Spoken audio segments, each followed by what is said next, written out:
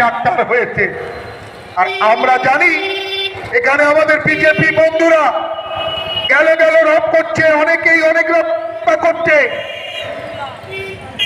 আরে মোমবাতি মিছিল করুন, আপনারা প্রতিবাদ করুন, সিবিআই কে বলুন। আরে আপনাদের তো তোতা পাখি, বলুন না আপনি প্রধানমন্ত্রীকে, স্বরাষ্ট্রমন্ত্রীকে যে সিবিআই 24 ঘন্টার মধ্যে খুনিদের কাঠগড়ায় নিয়ে যান। আপনারা সেটা বলতে পারছেন না, আপনারা আমাদেরকে বলুন তো। আপনারা জানেন বিলকিস বানুকে গণধর্ষণ হয়েছিল, কারা করেছিল? এই বিজেপি। এই বিজেপি বিলকিস বানুকে, একজন অসহায় মহিলাকে এই বিজেপিরা ধর্ষণ করেছিল। তার বিচারে কারা সাজা পেয়েছে? কারা সাজা পেয়েছিল? এই বিজেপিরা, এদের নেতারা। ভারতবর্ষের বিচার তাদের যাবজ্জীবন হয়েছিল। এই উত্তরপ্রদেশ সরকার, এদের সরকার তাদের মুক্তি দিয়েছিল, মুক্তি দিয়েছিল। মুক্তি পেরালে ছাড়ে তাদের গলায় মালা দিয়েছিল এই বিজেপি। আজকের আপনারা যারা বলছেন বিলকিস বানু নয়, তাপসী মালিক সেও কারোর বাড়ির মেয়ে নয়। আজকের হাজার হাজার অপকর্ম হচ্ছে। আপনারা বলুন, ভারতবর্ষের একটি রাজ্য মণিপুর, সেখানে প্রকাশ্য দিবালোকে মায়েদের ধর্ষণ করা হচ্ছে। মা বোনের ইজ্জত নিয়ে একেবারে বিভক্ত করে তাদের রাস্তায় ঘুরিয়ে ঘুরিয়ে একেবারে দেশের মানুষকে তারা দেখিয়ে বেড়াচ্ছে কি গর্ব কাজ করেছে। কারা? এই বিজেপি সরকার মণিপুরে। বিজেপি সরকার মণিপুর, নরেন্দ্র মোদী সরকার বিজেপি।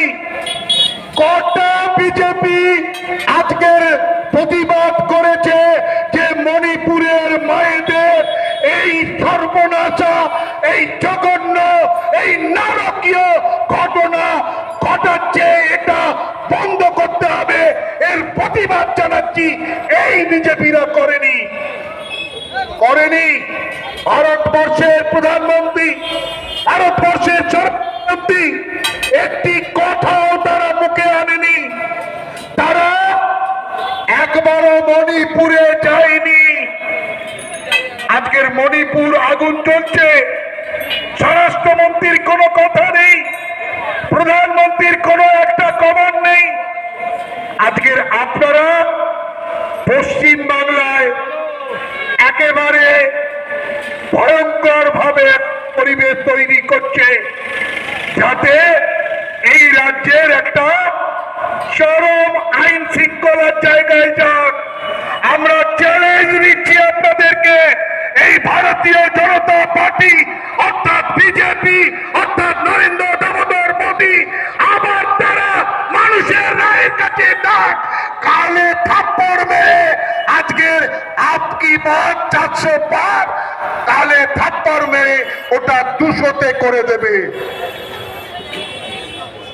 আজকের বিজেপি সরকার বলতে পারছে না, মন কি বাত হচ্ছে, পশ্চিম বাংলার উন্নয়নকে স্তব্ধ করে দিচ্ছে, পশ্চিম বাংলার 100 দিনের টাকা বন্ধ করে দিচ্ছে, পশ্চিম বাংলার গরিব মানুষের ঘরের টাকা বন্ধ করে দিয়েছে, পশ্চিম বাংলায় মা বোনের চিকিৎসার জন্য পরিকাঠামো স্বাস্থ্যের টাকা বন্ধ করে দিচ্ছে, পশ্চিম বাংলার মিড ডে মিলের টাকা তারা আজকে দিচ্ছে না, পশ্চিম বাংলায় একটার পর একটা প্রকল্প তারা বন্ধ করছে। কেন? এ বাংলা স্বাধীনতা সংগ্রামে তাদের ভূমিকা দেখিয়ে দিয়েছে। এ বাংলা জন্মগ্রহণ করেছে রবীন্দ্রনাথ ঠাকুর, এ বাংলায় জন্মগ্রহণ করেছে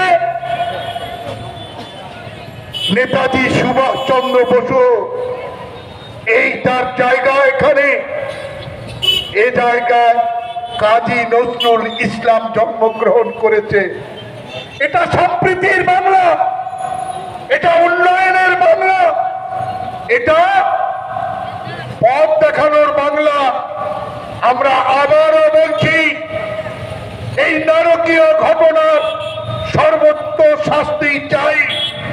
আমরা এই বাংলার তৃণমূল কংগ্রেস কখনো কোন অন্যায়কে বরদাস্ত করব না। আমি সর্বস্তরের মানুষ, এই এলাকার শুভবুদ্ধি মানুষের কাছে আবেদন নিবেদন করব, আসুন আমরা সবাই মিলে সেই পরিবারের সেই মানুষটির সমবেদনা জানাই। আর এই দোষীদের, প্রকৃত দোষীদের বিচার ব্যবস্থার মধ্যে আমাদের সিবিআই 24 ঘন্টা, কেন 48 ঘন্টা, তাহলে 24 ঘন্টার মধ্যে তাদের অপরাধীদের চিহ্নিত করে তাদের বিরুদ্ধে ব্যবস্থা নিক। সর্বোচ্চ ব্যবস্থা ফাঁসি, এইটুকু বলে আমি আপাতত আমার বক্তব্য শেষ করলাম। এখন আমাদের যুব তৃণমূল কংগ্রেসের সভাপতি রিঙ্কু ঘোষ, তাকে একটু বলার জন্য অনুরোধ করছি।